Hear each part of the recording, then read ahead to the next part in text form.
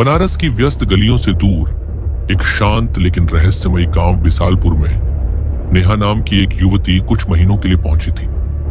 नेहा बनारस में एक छोटी सी किताबों की दुकान चलाती थी, जहां वह किताबों की दुनिया में खोई रहती। लेकिन उसकी नानी, जो 5 साल पहले इस दुनिया से विदा हो चुकी थी, का पुराना घर गांव में खाली पड़ा था। नेहा ने सोचा कि क्यों ना यहाँ कुछ समय बिताया जाए, जहां हवा में शांति की खुशबू हो और रातें सितारों से भरी हो।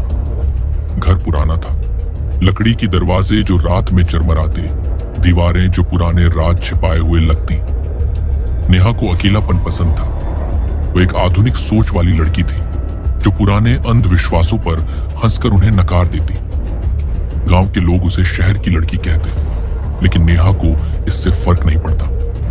वह यहाँ किताबें पढ़ने और गांव की सादगी का आनंद लेने आई थी, लेकिन किसे पता था कि यह यात्रा एक अंधेरे रहस्य की शुरुआत बन जाएगी। विशालपुर गांव हरा भरा था, चारों ओर घने जंगल और खेत फैले हुए, और बीच में एक बड़ा तालाब जो गांव की जीवन रेखा था। यहाँ की औरतें रोज तालाब पर कपड़े धोने जाती, जहां हंसी ठिठोली के बीच दिन गुजरता। नेहा जल्दी ही गांव की कुछ युवतियों से दोस्ती कर ली। वे सब मिलकर तालाब जाते, जहां पानी की लहरें हल्की हल्की सरसराहट पैदा करती। एक दोपहर जब सूरज की किरणें तालाब के पानी पर चमक रही थी और हवा में एक अजीब सी नमी महसूस हो रही थी, नेहा अपनी सहेलियों के साथ वहां पहुंची। सहेलियां कपड़े धोने में लग गईं, पानी में छपाक छपाक की आवाजें गूंज रही थी।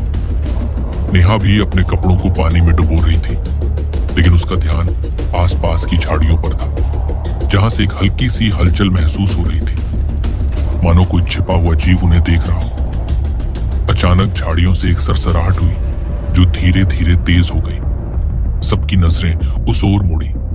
एक बड़ा सा काला सांप चमकदार त्वचा वाला जीभ फटकारते हुए तालाब के किनारे रेंगता हुआ आ रहा था। उसकी आंखें पीली चमक रही थी, मानो वे किसी गहरे रहस्य की गहराई से निकली हो। सहेलियां डर से सिहर उठी, एक दूसरे से चिपक गईं, उनकी सांसें तेज हो गईं। लेकिन नेहा नहीं घबराई।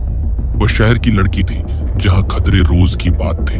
उसने सोचा कि यह बस एक सांप है, जिसे आसानी से भगाया जा सकता है। जमीन से एक तेज पत्थर उठाकर उसने जोर से सांप की ओर फेंका। पत्थर सीधा उसके सिर पर लगा। सांप तड़पा, उसका शरीर ऐंठा, और कुछ ही पलों में वह बेजान हो गया। पानी के किनारे उसका शरीर पड़ा रहा, मानो वह एक चेतावनी हो। सहेलियां हैरान थीं, लेकिन नेहा ने इसे सामान्य मानकर टाल दिया। उसने सोचा कि यह सब पुराने अंधविश्वास है, जहां गांव वाले कहते कि सांप मारने से अपशकुन होता है, भूत प्रेत का साया पड़ता है।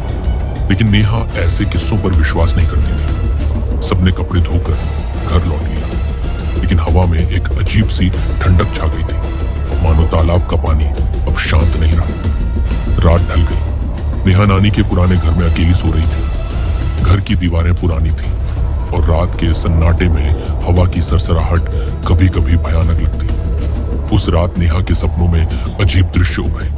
सैकड़ों सांप रेंगते हुए उसके चारों ओर घेरा डालते। वे पुकारते, उनकी आंखें चमकती और अचानक हमला करते। नेहा पसीने से भीगकर आधी रात में जागी। उसका दिल जोरों से धड़क रहा था। कमरे में अंधेरा था, लेकिन बाहर जंगल से आने वाली आवाजें उसे और असहज कर रही थी। उसने सोचा कि यह सब उस सांप की घटना की वजह से है। दिमाग में घुस गया है। एक गिलास पानी पीकर वह वापस सो गई, लेकिन नींद में भी एक असहजता बनी रही, मानो कोई अदृश्य आंखें उसे घूर रही हो। क्या यह सिर्फ सपना था, या कोई बड़ा रहस्य शुरू हो चुका था? अगली सुबह गांव में एक नई हलचल थी।